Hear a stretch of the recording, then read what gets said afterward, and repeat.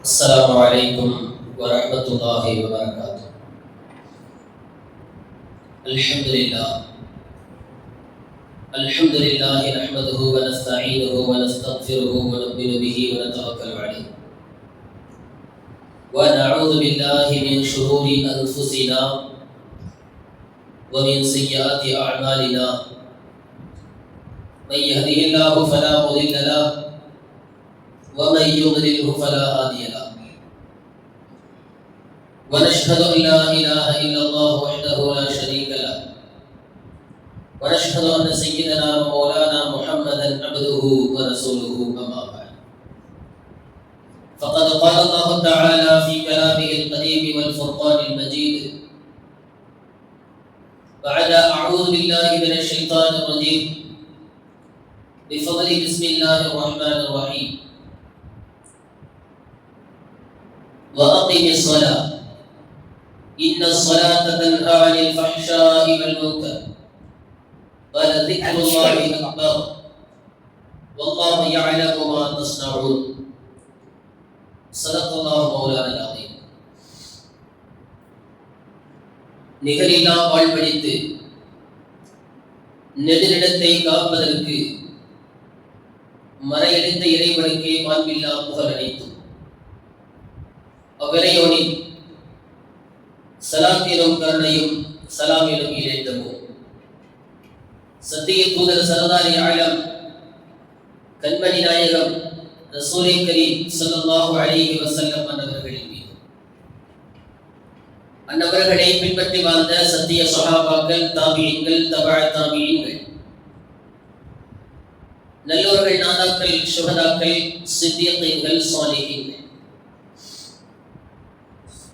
குறிப்பாக நம் அனைவர்களின் மீதும் என்றென்றும் உண்டாவதாக ஆமீன் யா ரப்பல் ஆலமீன். கண்ணியத்திற்குரிய முஃமினீன்களே, அல்லாஹ்வின் நல்லடியார்களே, அல்லாஹ் ஜல்ல ஷானஹு வ தஆலா நமக்கெல்லாம் ஈமானை, இஸ்லாத்தை நசீபாக்கி கண்மணி முஹம்மது ரசூலுல்லாஹி ஸல்லல்லாஹு அலைஹி வஸல்லம் அன்னவர்களின் உம்மத்தினர்கள் என்கிற பெரும் பாக்கியத்தை அல்லாஹ் நமக்கு தந்திருக்கிறார். அல்ஹம்துலில்லாஹ். சங்கைக்குரியவர்களே, அல்லாஹ் ஜல்ல ஷானஹு வ தஆலா நம்மை எல்லாம் அவனை வணங்க வேண்டும் என்பதற்காக படைத்திருக்கிறார். அந்த நோக்கத்தை நாம் நிறைவேற்ற வேண்டிய இடத்தில் இருக்கிறோம். நாம் எல்லாம் அல்லாஹ்வுடைய அடியார்களாக இருக்கிறோம். அடியார்கள் என்று சொன்னால் என்ன? இறைவனை எந்த இடத்திலும் எந்த நேரத்திலும் மறக்காமல் நினைத்துக் கொண்டிருப்பவர்களை தான் அடியார்கள் என்று சொல்லப்படும். ஆனால் இன்றைக்கு நாம் அப்படி இருக்கிறோமா என்று ஒரு கணம் யோசிக்க கடமைப்பட்டிருக்கிறோம். ஒரு விஷயத்தை நாம் ஆழமாக சிந்திக்க வேண்டும். படைத்த இறைவன் நம்மை ஒரு மில்லி வினாடிகள் கூட அவன் மறக்கவில்லை. மில்லி வினாடிகள் உட்பட இறைவன் நம்மை நினைத்துக் கொண்டுதான் இருக்கிறான். அல்லாஹ் நம்மை பார்த்து சொல்கிறான், ஃபத்குரூனி அذ்குருக்கும் வஷ்குரூனி வலா தக்ஃபுரூன். நீங்கள் என்னை நினைத்து பாருங்கள், உங்களை நான் நினைத்து பார்க்கிறேன் என்று அல்லாஹ் சொல்கிறார். நாம நினைத்து பார்ப்பது என்ன, அல்லாஹ் நினைத்து பார்ப்பது என்ன? இரண்டும் ஒன்றா? இரண்டும் ஒன்றல்ல, இரண்டும் வெவ்வேறு. அதற்கு விளக்கம் சொல்லக்கூடிய முஃபஸ்ஸிரீன்கள் சொல்கிறார்கள், இறைவனிடத்தில் உதவி தேடும் முகமாக நீங்கள் நினைத்து பாருங்கள், உதவி செய்வதை கொண்டு அவன் உங்களை நினைத்து பார்ப்பார். வஷ்குரூனி, எனக்கு நீங்கள் நன்றி செலுத்துங்கள். வலா தக்ஃபுரூன், நீங்கள் மறுக்கக்கூடியவர்களாக ஆகிவிடாதீர்கள், என்னை மறுக்கக்கூடியவர்களாக நீங்கள் ஆகிவிடாதீர்கள் என்று அல்லாஹ் சொல்கிறார். சங்கைக்குரியவர்களே, நபிகள் நாயகம் ஸல்லல்லாஹு அலைஹி வஸல்லம் அவர்களை அல்லாஹ் தஆலா மிஅராஜ் பயணத்திற்கு அழைத்து சென்றார். அதை அல்லாஹ் எப்படி சொல்கிறான்? சுப்ஹானல்லஸீ அஸ்ரா பி அப்திஹி, தன் அடியாரை என்று சொல்கிறார். ரசூலை என்று சொல்லவில்லை, நபியை என்று சொல்லவில்லை, தன் அடியாரை என்று சொல்கிறார். நபியை பற்றி நாம் சாட்சி சொல்லும் பொழுது எப்படி சாட்சி சொல்கிறோம்? அஷ்ஹது அன்ன முஹம்மதன் அப்துஹு வ ரசூலுஹு, அடியாராகவும் திருத்தூதராகவும் இருக்கின்றார்கள் என்று நாம் சொல்கிறோம். நபி ஸல்லல்லாஹு அலைஹி வஸல்லம் அவர்களுக்கு அல்லாஹ்விடத்திலிருந்து மிக பிரியமான வார்த்தை எது தெரியுமா? தன் அடியான் என்று இறைவன் சொல்வதை தான் அவர்கள் பிரியப்படுகிறார்கள். தன்னுடைய அடியார் என்று சொல்லுவதை நபி ஸல்லல்லாஹு அலைஹி வஸல்லம் அவர்கள் பிரியப்படுகிறார்கள். சத்தையானவர்களை நாம் யோசித்து பார்க்க வேண்டும். உலகத்தில் அல்லாஹ் நம்மை படைத்ததற்கான நோக்கம் ஒன்றுதான், அவனை வணங்கி வழிபட்டு வாழ வேண்டும். எந்த இடத்திலேயுமே அல்லாஹ்வை நாம மறக்கவே கூடாது. இறைவனை மறக்கக்கூடிய காரணத்தினாலதான் நாம பல்வேறு பாவங்களை மிக சர்வ சாதாரணமாக நாம செய்யணும். இறைவனுடைய ஞாபகம் இருந்தால் நம்ம செய்ய முடியுமா? நிச்சயமாக நாம செய்ய மாட்டோம். இறைவனை மறந்ததனுடைய விளைவு அதுதான். இறைவனை மறப்பதே ஒரு பெரிய முசீபத்து, ரொம்ப ஒரு மோசமான ஒரு நிலை அது. வாழ்க்கையில் நாம் காண வேண்டிய பல லட்சியங்கள் இருக்கிறது. எல்லா லட்சியங்களையும் இறைவனை மறப்பதின் காரணமாக நாம் இழந்து கொண்டே இருக்கிறோம். இதுதான் உண்மையிலும் உண்மை. இறைவனை திக்ர் செய்யக்கூடிய நாவை நபி ஸல்லல்லாஹு அலைஹி வஸல்லம் அவர்கள் வேண்டினார்கள். யா அல்லாஹ் லிசானன் ராக்கிரா, எனக்கு திக்ர் செய்யக்கூடிய நாவை கொடு என்று கேட்கிறார்கள். நன்றி செலுத்தக்கூடிய உள்ளத்தை கொடு என்று கேட்கிறார்கள். 4 விஷயத்தை நபி ஸல்லல்லாஹு அலைஹி வஸல்லம் அவர்கள் கேட்டார்கள். நாமளும் கேட்கணும். அல்லாஹும்ம இன்னி அஸ்அலுக மின் அர்பஈன், யா அல்லாஹ் 4 விஷயத்தை உன்னிடத்தில் நான் வேண்டுகிறேன்.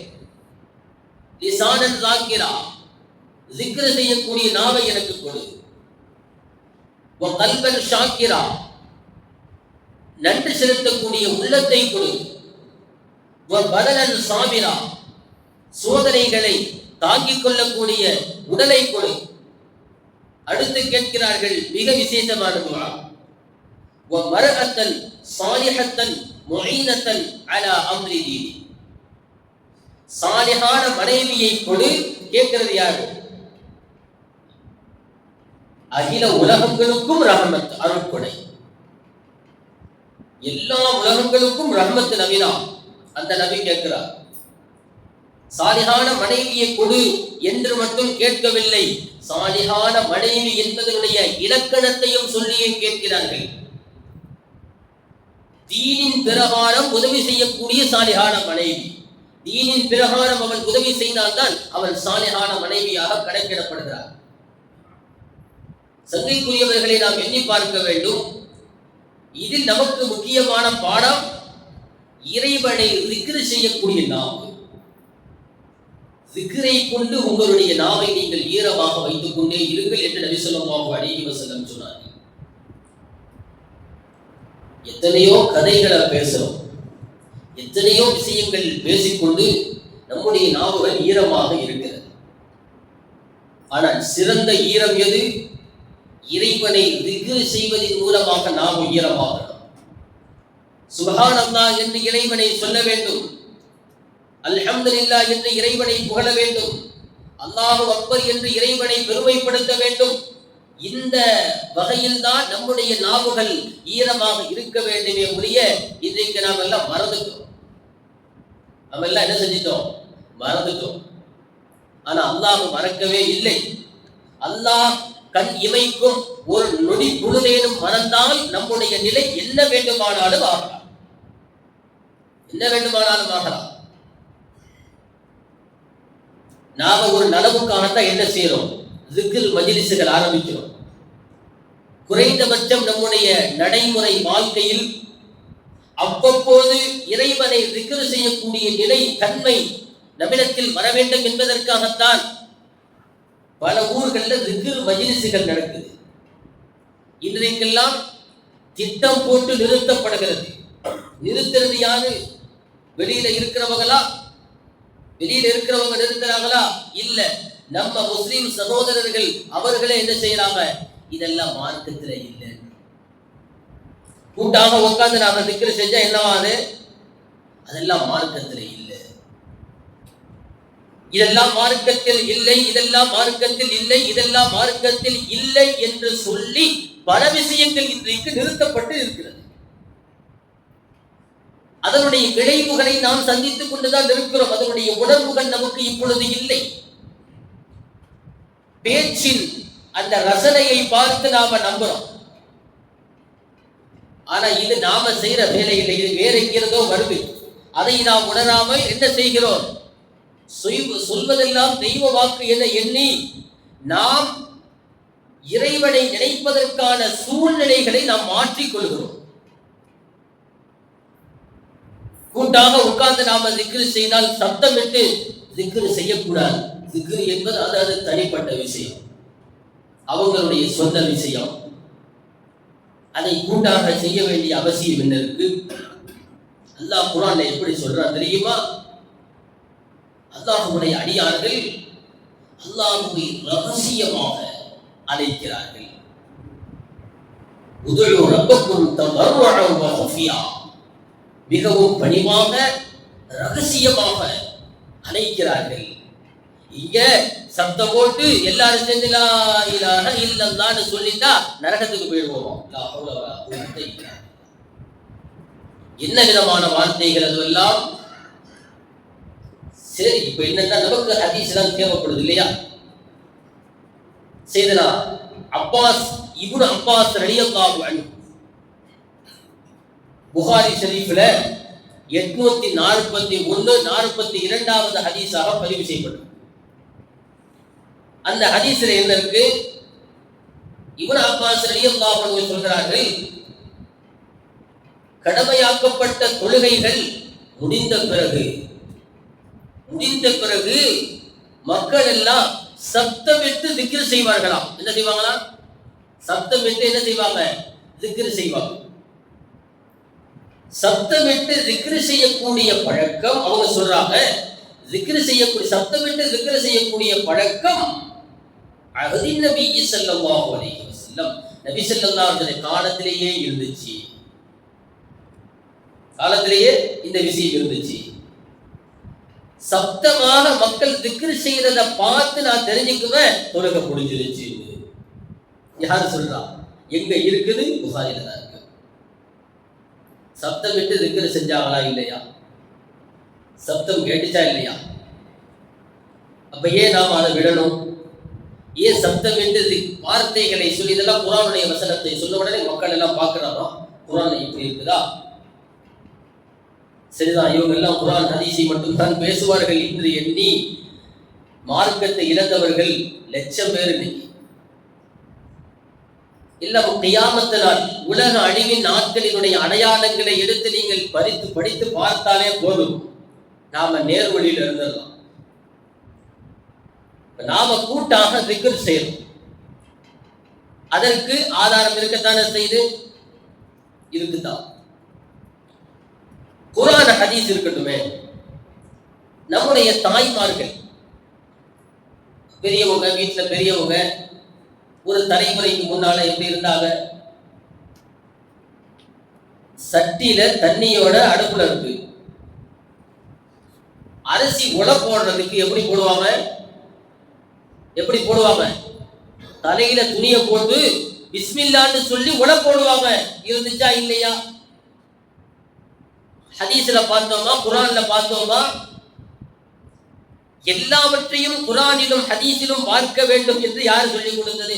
சொல்றவன் ஒரு விஷயத்துல கூட குர்ஆன் ஹதீஸ் படி இல்லைங்கிறது வேற விஷயம். அதை நாம இப்ப பேச வேண்டியது இல்லை. அந்த தலைப்பு இப்ப நமக்கு இல்லை. நம்ம பெற்றோர்கள், நம்முடைய மூதாதையர்கள் குர்ஆன் ஹதீஸ் பார்க்கல. மூதாதையர்கள் என்று நாம சொல்றது யார? இறைவனை மறுத்து வாழ்ந்தவர்களை அல்ல, இறைவனை நினைத்து வாழ்ந்தவர்களை, நினைக்க கற்றுக் கொடுத்தவர்களை தான் நாம் மூதாதையர்கள் நாம பின்பற்றோம். தலையில துணிய போட்டு பிஸ்மில்லான்னு உல போட்டாங்க. பரக்கத்தா சாப்பிட்டமா இல்லையா? நோய் நொடி இல்லாம வாழ்ந்தமா இல்லையா? பிஸ்மில்லாஹிர் ரஹ்மானிர் ரஹீம் என்று சொல்வது என்ன சாதாரண விஷயமா? இறைவனுடைய நினைவோடு செய்கிற எந்த காரியமும் தொட்டில் ஆட்டும் பொழுதே அழுவதோடு பிஸ்மி சொல்லி ஆரம்பம் செய்வதெல்லாம் தவறுவதில்லை என்று தவக்குள் செய் கண்மணியேட்டு நம்ம மூதாதையர்கள் தாலாட்டு பாடி இருக்கிறாங்க. அவங்க பாடின தாலாட்டுகள்ல எல்லாம் எடுத்து பார்த்தா ரொம்ப ஆச்சரியமாக இருக்கு. அவங்களோடு பிஸ்மி சொல்லி ஆரம்பம் செய்வதெல்லாம் என்ன செய்யறதில்ல, வீணா போறதில்லை, தவறுவது கிடையாது என்று இறைவனின் மீது நீ நம்பிக்கை வை கண்மணி என்று தொட்டில்ல போடுறப்ப தாலாட்டு பாடுறது ஆன்மீக ரீதியா இருந்துச்சா இல்லையா? அதனாலதான் கொஞ்சம் வயசு வந்து கல்யாணமாகி குடும்பத்துக்குள்ள நுழைஞ்ச பிறகு அரிசியில உல வைக்கும் போது கடையில துணியை போட்டு பிஸ்மில்லான்னு அரிசியை போட்டாங்க தண்ணிக்குள்ள. யோசிச்சு பாருங்க. குர்ஆன் ஹதீஸையா பார்த்தார்கள்? எவ்வளவு அழகான வாழ்க்கை நெறிகள் இருந்தது. இந்த பெயரை சொல்லி நிறைய மாற்றப்பட்டிருக்கு. பெயரை சொல்லி நிறைய மாற்றப்பட்டிருக்கு. உலகத்தினுடைய அமைப்பை அல்லாஹ் தஆலா இறைவனை நினைப்பதை தான் வைத்திருக்கிறார். இறைவனுடைய திக்ர் தான் நமக்கு முக்கியமான விஷயம். தொழுகை என்ன? தொழுகை எதற்காக? குனிஞ்சு எழுந்து சஜிதா செய்து சலாம் கொடுத்துட்டு இன்னைக்கு எல்லாம் வீட்டுக்கு போயிடலாம். தொழுகையில என்ன இருக்கு? தொழுகை என்றால் என்ன? அல்லாஹ் சொல்றான் வல திக்ருல்லாஹி அக்பர். அதுதான் இறைவனை திக்ர் செய்வதிலேயே பெரிய திக்ர். சுப்ஹானல்லாஹ் அல்ஹம்துலில்லாஹ் என்று சொல்வதை விட தொழுவது என்பது பெரிய திக்ர். அல்லாஹ் சொல்கிறார் இன்னொரு இடத்துல அகிமி ஸலாத்த லிذிக்ரி, என்னை நினைப்பதற்காக வேண்டி தொழுவுங்கள். இறைவனை நினைப்பதுதான் வாழ்க்கையின் அஸ்திவாரம்.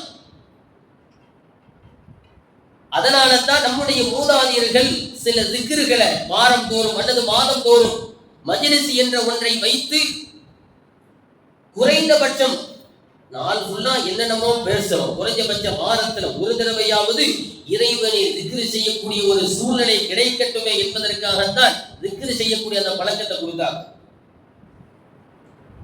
லா இலாஹ இல்லல்லாஹ், உன்னை தவிர வேறு இலாஹ் இல்லை.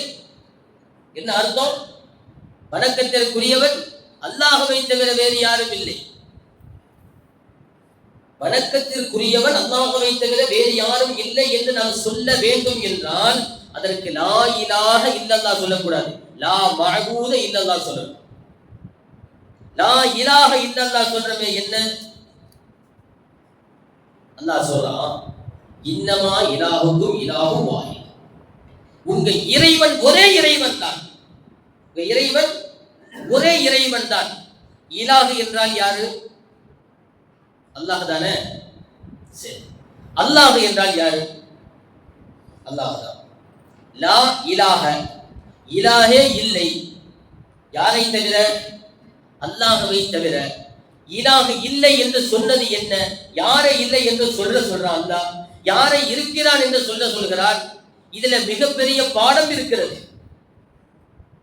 அவ்வளவு தூரம் நாம போகல. சரி, குறைந்தபட்சம் இதையாவது நாம செய்யறவன் பெரிய பாடம் அது. நபி இஸ்பாத் என்று சொல்வார்கள். ஒன்றை போக்க வேண்டும், ஒன்றை நிறுத்த வேண்டும், சரிப்படுத்த வேண்டும். போக்குவது யாரை? நிறுத்துவது யாரை? போக்குறோம் சொல்லிட்டு அல்லாஹ்வை போக்கிடக்கூடாது. இலாஹ் இல்லை என்று சொல்லுகிற போது அந்த இடத்துல யாரை போக்குறது? இங்கே இல்லல்லாஹ் என்று அல்லாஹ் சொல்லுகிறார். இல்லல்லாஹ் என்கிற அந்த வார்த்தை அல்லாஹ்வை தவிர, அல்லாஹ்வை தவிர, அல்லாஹ்வை தவிர என்று இல்லல்லாஹ் இல்லல்லாஹ் இல்லல்லாஹ் என்று நாம திக்ர் செய்யறது எதனால? தலையை குனிந்த வண்ணம், கண்ணை மூடிய வண்ணம் எல்லாவற்றையும் மறந்துவிட்டு இல்லல்லாஹ், இருப்பதெல்லாம் அவன் மட்டும்தான் என்கிற உணர்வை உள்ளத்தில் கொடுப்பதற்கு தான் அந்த இல்லல்லாஹ் என்கிற வார்த்தை. அந்த நொடிப்பொழுதில் அந்த இல்லல்லாஹ் என்று சொல்லுகிற போது யாருமே சிந்தனைக்கு வரக்கூடாது, யாருமே நினைவில் வரக்கூடாது. அல்லாஹ் மட்டுமே இருக்க வேண்டும். அல்லாஹ்வை மட்டுமே நினைப்பதற்குரிய பாடத்தை தான் கற்றுக் கொடுத்தார்கள். ஃபிக்ஹ் சட்ட நூல்களில் சில தகவல்கள் உண்டு. நபி ஸல்லல்லாஹு அலைஹி வஸல்லம் சொல்றாங்க, சாப்பாடு தயாரா இருக்கு, உணவு தயாரா இருக்கு, தொழுகை நேரம் வந்துருச்சு, பசிக்குது, என்ன செய்யலாம்? தொழுதுட்டு சாப்பிடலாமா அல்லது சாப்பிட்டு தொழுகலாமா? எது சிறந்தது? சாப்பிட்டை விட்டு தொழுவதுதான் சிறந்தது. ஃபிக்ஹ் சட்ட நூல்களில் எழுதப்படுகிறது, தக்பீரை கட்டிட்டோம், அல்லாஹ் அக்பர்னு கட்டியாச்சு, கையில கட்டியிருந்த வாட்சை காணுமே அப்படின்னு யோசனை வந்தா தக்பீரை விட்டுறணும். என்ன செஞ்சிடணும்? தக்பீரை விட்டுறணும். முதல்ல வாட்சை கன்ஃபார்ம் பண்ண எங்க இருக்கு, அப்புறமா என்ன செய்யலாம்? நீ தக்பீர் கட்டி தொழுதுக்கலாம். ஏன் சொன்னார்கள்? நீ தக்பீர் கட்டிட்டா எந்த சிந்தனையும் வரக்கூடாது. அந்த இடத்தில் நினைக்கப்பட வேண்டியவன் ஒருவன் தான்.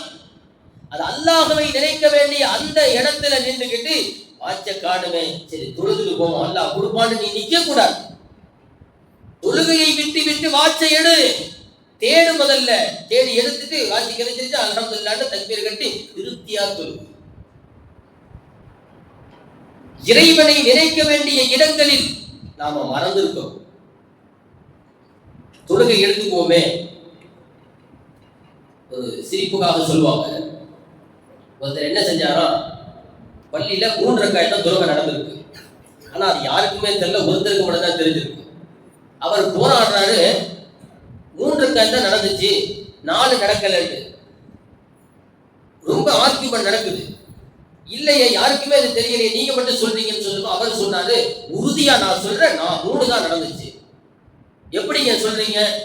ஏன்னா நான் இஷா தொழுகைக்கு கடையை கூட்டிட்டு வருவேன், எனக்கு 4 கடை இருக்கு, அதுல நான் 3 கடையை தான் கணக்கு வழக்கு பார்த்தேன். ஒவ்வொரு ரக்காயத்துல ஒவ்வொரு கடையை கணக்கு வழக்கு பார்ப்பாராம். மூணாவது கடையை கணக்கு வழக்கு பார்த்தோன்னே அஜர் சலாம் கொடுத்துட்டாரு. இப்ப என்ன செய்யறது? 4வது கடையை கணக்கு பார்க்கறதுக்கு அஜர் தெரிஞ்சிருக்கலன்னா யாருக்குமே தெரியல. தொழுகை என்பது இது சிரிப்புக்காக உள்ளதல்ல, யதார்த்தத்தில் அப்படிதான் நாம இருக்கோம்.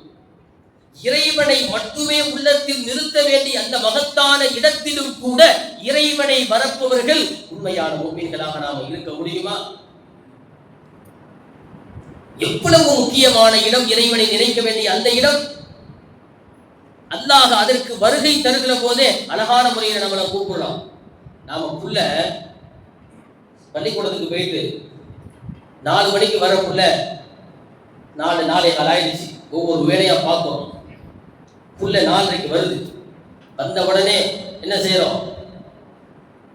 விளையாட்டு கிளச்சி போய் முகமெல்லாம் அழுக்கா இருக்கு, நாம என்ன செய்யறோம்? நீ களைச்சு போயிட்ட, கொஞ்ச நேரம் படுத்து எந்திரின்னு சொல்ல மாட்டோம். புள்ளைய நீ கலட்டு, சட்டையை கலட்டு, போய் பாத்ரூம் போ, சுத்தம் பண்ணு, முகத்தை கழுவு, கையை கழுவு, காலை கழுவு என்று சொல்லி குடிச்சா குடிக்க வைப்போம். இல்லைன்னா குறைஞ்சபட்ச முகம் கை காலையாவது கழுவு சொல்லுவோம். என்ன அது? குழந்தையின் மீது உள்ள பாசம். அவன் அழுக்காக இருக்கக்கூடாது, அவன் அசிங்கமாக இருக்கக்கூடாது, அவன் சுத்தமாக இருக்க வேண்டும். படைத்த இறைவன் தொழுகைக்கு வரீங்களா, முகத்தை கழுவுங்க, கையை கழுவுங்க, தலைக்கு மசக செய்ய, தலையை தடவுங்க மார்க்கம் சொல்லியிருப்பது நமக்கு ஃபரலாக இருந்தாலும் அதனுடைய நுட்பம் என்ன தெரியுமா? தலை பங்கரையா இருக்கக்கூடாது. இறைவனுக்கு முன்னாடி நிற்கும் போது தலை பங்கரையா நீ நிற்கக்கூடாது. குறைஞ்சபட்ச தலையில தண்ணிய தடவு, தலை என்னாவது அலங்கோலை இல்லாம சுத்தமாக இருக்கும். இறைவனுக்கு முன்னாடி நிற்கிறாம என்ன செய்யறது இல்லை. இறைவனுக்கு முன்னாடி நிற்கிறப்ப சில கண்ணியங்கள் பேண்டது இல்லை. அன்னைக்கு சராசரியான மக்கள் கூட என்ன செஞ்சாங்க? தொப்பியும் தலைப்பாகையுமாக இருந்தாங்க. இன்னைக்கு நாம தொப்பி போடுறதுக்கே வெட்கப்படுறோம். என்ன செய்யறோம்? தொப்பி போடுறதுக்கே வெட்கப்படுறோம். மார்க்கத்துல இருக்குதான்னு ஒரு கேள்வியை வேற கேட்டுறோம்.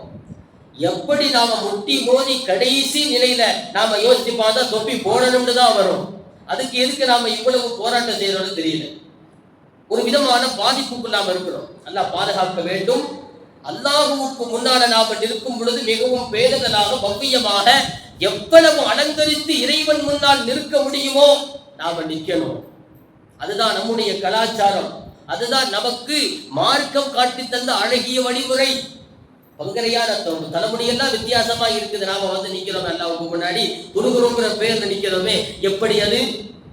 எந்த வகையான தொழுகை அது? அல்லாஹ்வுக்கு முழுமையான ஆடையை கொடுத்து தொழ முடிகிறதா? நம்மால் முடியவில்லை. எல்லா சூழ்நிலைகளிலும் நாம பார்த்தாலும் நம்முடைய நிலை இப்படிதான் இருக்கு. அல்லாஹ் பாதுகாக்க வேண்டும். நம்மை அல்லாஹ் படைத்ததனுடைய நோக்கமே இறைவனை நினைத்துக் கொண்டே இருக்க வேண்டும் என்பதுதான். அதன் காரணமாகத்தான் நாம என்ன செய்யறோம்? திக்ர் மஜ்லிஸ்கள் வைக்கிறோம். எல்லோரும் கடந்து கொள்ள வேண்டும். அர்த்தங்களை நாம சொல்லுவோம். அதுல நீங்க என்ன செய்யணும்? குறைந்தபட்சம் வாரத்துல ஒரு தடவையாவது உள்ளத்தை இறைவனோடு மட்டுமே தொடர்பு வைக்க ஒரு வாய்ப்பாக அதை நாம் பயன்படுத்திக் கொள்ள வேண்டும். அல்லாஹ் ஜல்ல ஷானஹு வ தஆலா எல்லா நேரங்களிலும் இறைவனை நினைக்கக்கூடிய பெரும் நசீபுடையவர்களாக அல்லாஹ் நம்மை ஆக்கி தந்தர புரிவானாக. ஆமீன். வாஹிர் தஅவானா அல்ஹம்துலில்லாஹி ரப்பில் ஆலமீன்.